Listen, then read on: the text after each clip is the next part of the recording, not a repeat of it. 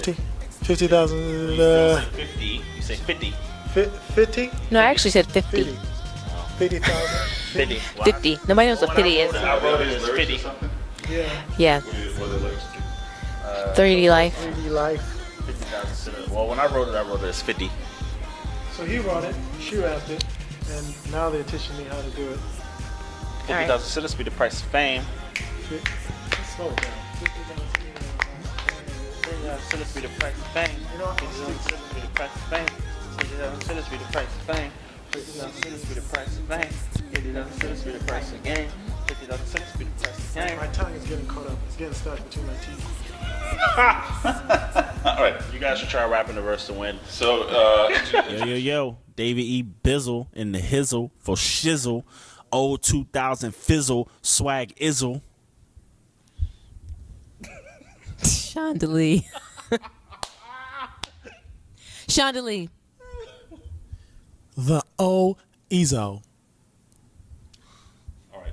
So now, He's from Africa. I'm sorry.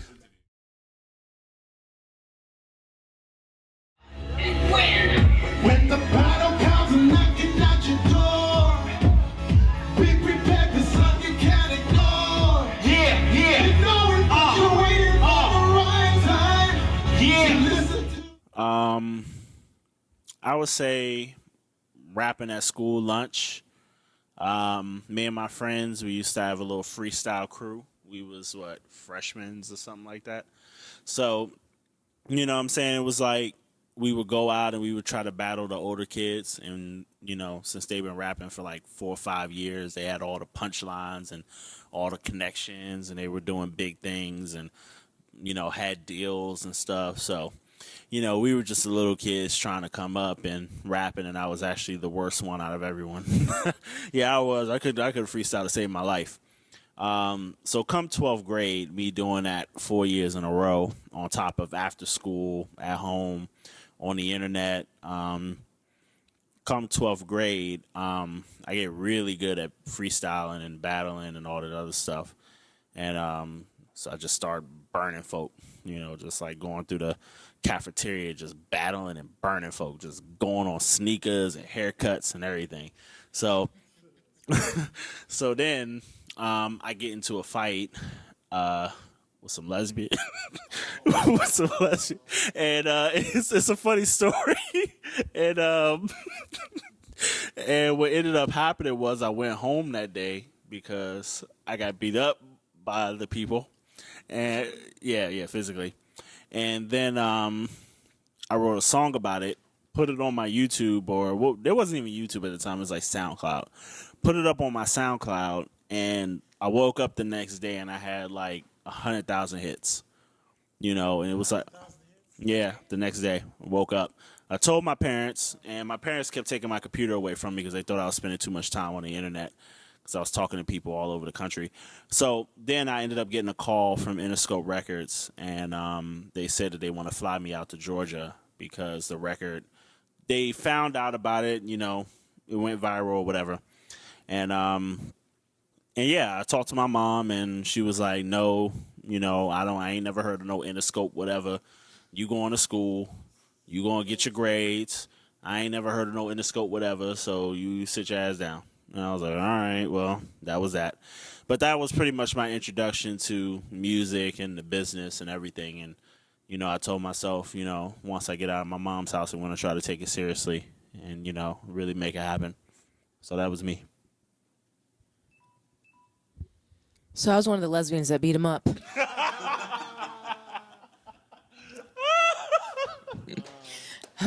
Actually, no, my story started about 11 years old. My dad decided that he needed a musician for the church, and I had the longest fingers. So I started playing chords and stuff, trying to direct a choir. It's hilarious at 11. It just is not happening because these are like 60-year-olds and up.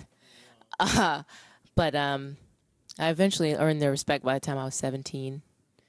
And actually, my aspiration was always to write, though. I didn't really have a big thing about music. I just appreciated that I could do it. And I appreciated that people respected that I could do it, but it wasn't like my truest passion. I always wanted to be on TV, broadcast journalism. And I went to Spelman and got hooked up with the jazz ensemble, and even then, it was just like something I could do. It was easy, but it wasn't the thing that I loved the most. But then around 2 years into the band, I started getting really good at it, and I started feeling like maybe this is something I should take more seriously. So I did a couple shows here in Atlanta, and I got some really great feedback about it. And I just decided, hey, why not? I've been doing it ever since, literally. Yeah. Yeah, my first big touring gig was with Morgan Heritage, which is a real popular reggae group if you're into reggae music. Very popular internationally, actually. So they were friends of mine that I knew from high school. So we took off, did about 6 months in the Caribbean, about 6 weeks in Europe, and then about 3 or 4 months in in the U.S. After that, I was just a part of the band for about 10 years. Did I tell you I used to listen to Morgan Heritage? No. I did. Yeah. You did? Did you know it was me? Growing up, I had no idea. No idea that one day I'll be singing with you. That's awesome. Wow. I had no idea. Stop sucking up the ups. No, that was cool. I figured a lot of people probably heard of them because they were really popular. And they had a couple of really big hits. They're probably bigger in like other parts of the world, right? Way more so than here. We can actually walk through the airport here and nobody cares. But if we're in Jamaica or wherever, we can't even, it's, so that was a cool experience. Now, isn't that amazing how that experience is different or in different regions of the world? There's other artists that I know that, they made it big in Europe, let's say, and they can't walk through a mall or anything. Yeah. But, they come to the United States and it's just a different world. But if you make it big here, sometimes you walk around the world and they don't know who you are. It's kind of an odd experience for a lot of artists and stuff. I appreciate it though, because it's nice to know there's some place you can go where you can just be, because most of the places we went, that wasn't the case. So I got a nice sense of what it is to be popular, famous from hanging out with those guys. So I guess I'll get to feel that again with you guys, huh? Yeah. We're going to be popular here and out there in the world. So I won't be able to buy my own groceries? Is that what you're saying? We're going to have to find you someone for that one. Listen, man, you gotta get your All right, so you mentioned that you, won a competition, and then how did that go from the competition in your country to come to the United States? Right after the competition, I got connected with a music executive he's managed a lot of artists like Enrique, Mary J. Blige, and he was interested in my talent. So the plan was to move to Brooklyn and record an album from there. And so I remember I'll never forget the first words he told me. It was like, there's a 99% chance that you won't ever make it in the music industry. And I was thinking to myself, oh, so you're telling me that there's a 1% chance that I'm going to make it? Wow, that blew me away. So we moved to Brooklyn and spent a couple months recording an album. And then afterwards, I moved back to Zambia and did a country tour around Zambia and around the neighboring countries. And then after that, I moved back to the U.S. And long story short, joined these two amazing artists. And what kind of music were you doing over there?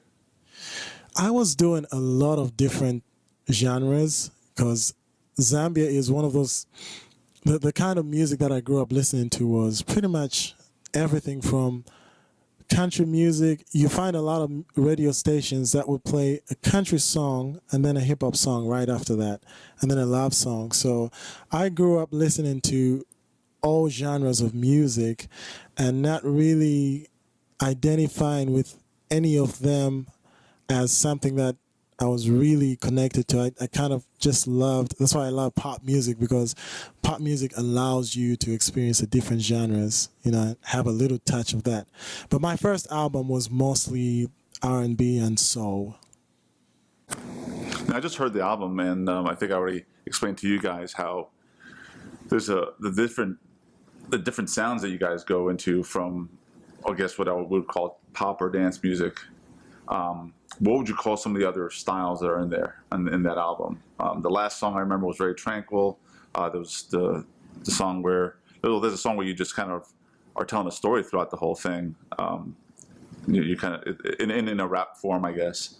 Are there who kind of focuses on those things in the album? Like, what was the focus of that album, or was there a focus? You want to answer that? Yeah, no, definitely. So I'm a songwriter, De Adioba. Part of the focus of the Lollapalooza album was first and foremost to make hit records, because we try and get money out here. But the second focus, and more important focus, was to send a message, and also to highlight each person's individual talent. Because we've been very successful as solo artists.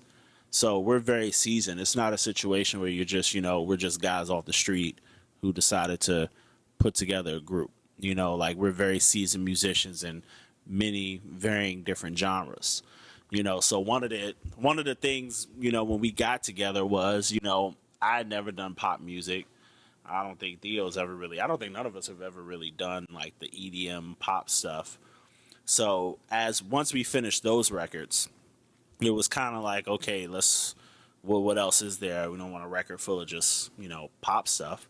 And, the beats it just happened, it's just the beats got deeper and deeper and deeper. And, Day was always making sure that, he's very good with words, and he writes all the records.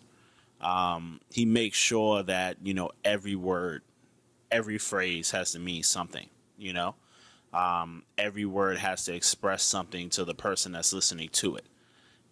Even when I'm rapping, I'll say something that I think is hot, and then he'll turn it around and he'll spit something mad corny, but he'll say, no, you need to say that, because, that's what they really want to hear. And I try to find a way to put it in the record, and then, I got to find a way to put it in there, but, you put it in there and it works. So it's kind of like, we kind of have a formula going on here. We all get feedback as far as like the wording and everything, but we really, I would say 90% of all of our songwriting process is not really selecting the music, because we're in Atlanta. There's no shortage of good music here. It's the writing. We spend so much time writing that I actually sometimes get frustrated. I'm like, all right, man, we spending too much time on these words. Like, let's just say something and get it over with. But that's our formula. It's the words, the message, the theme of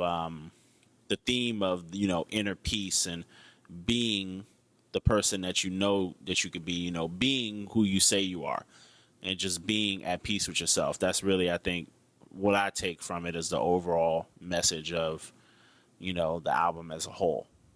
Because you got songs like Killer, where I'm talking about, marriage and things like that. You got songs like BBGG, where Chanda's talking about, if you're going to go out there and creep, be a big boy about it. You got songs like Nika Konda, Theo being all Theo, talking about world peace and loving the bees and stuff, but that's just who we are. It's like, it's really just our personalities brought out into record, so you guys can elaborate on that if you want. Well, first of all, I'm not a creeper, so I don't know what you're trying to get at. But I mean, no, I don't know. no, but there's an element of humor, and that's definitely my personality, which is probably obvious at this point. I love to laugh. I love to make people laugh. That's my thing.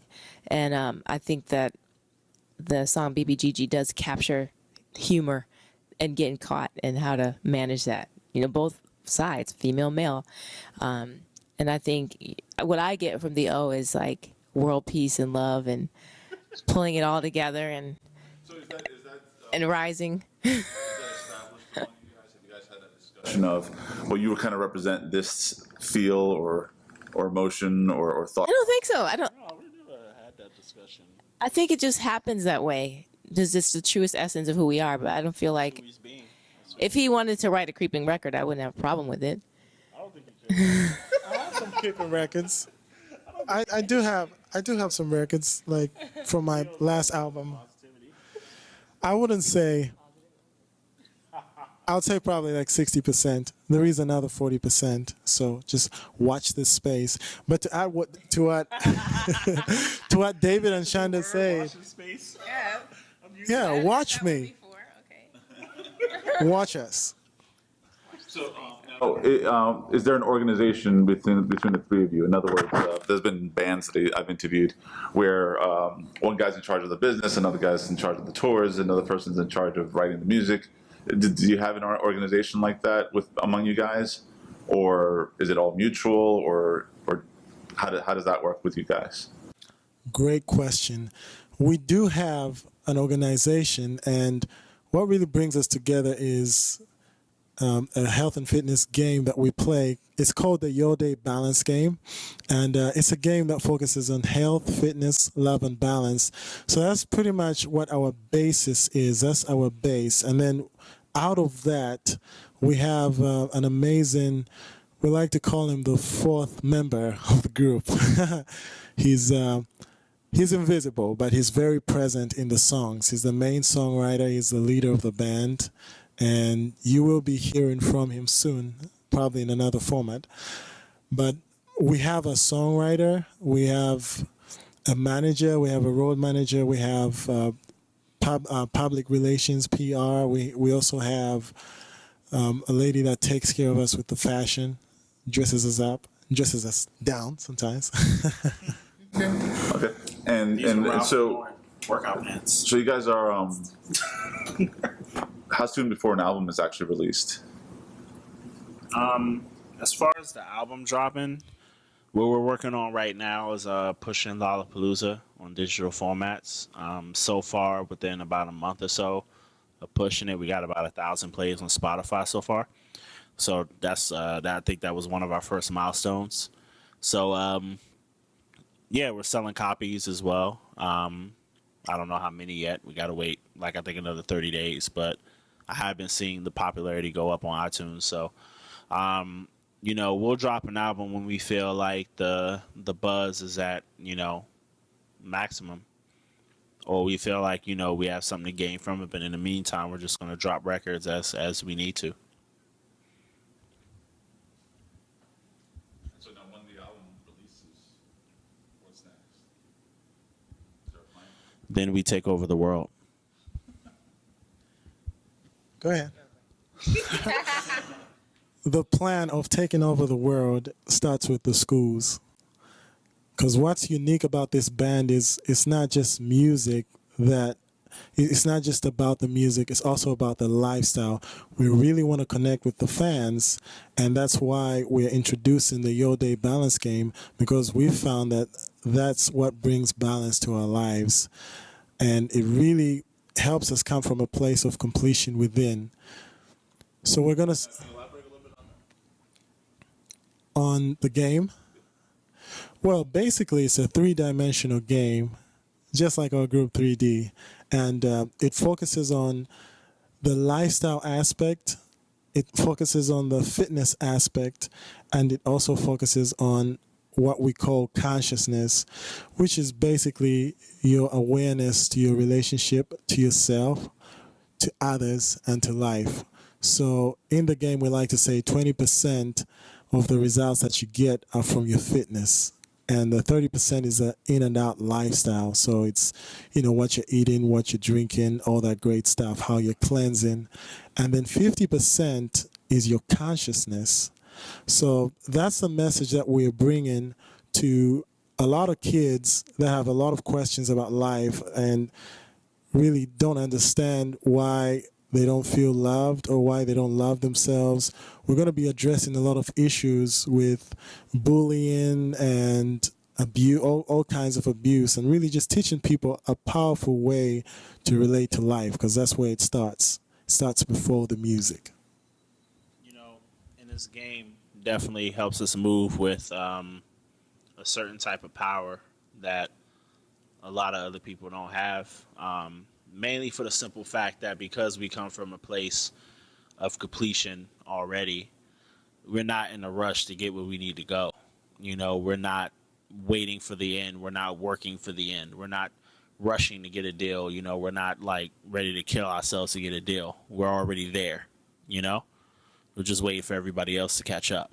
But in our hearts, we're already, you know, we're already superstars. We're already global. You know, we're already there. We don't need to convince anyone of that, you know? You'll see it and you'll hear it when we step on stage, you know? Boom.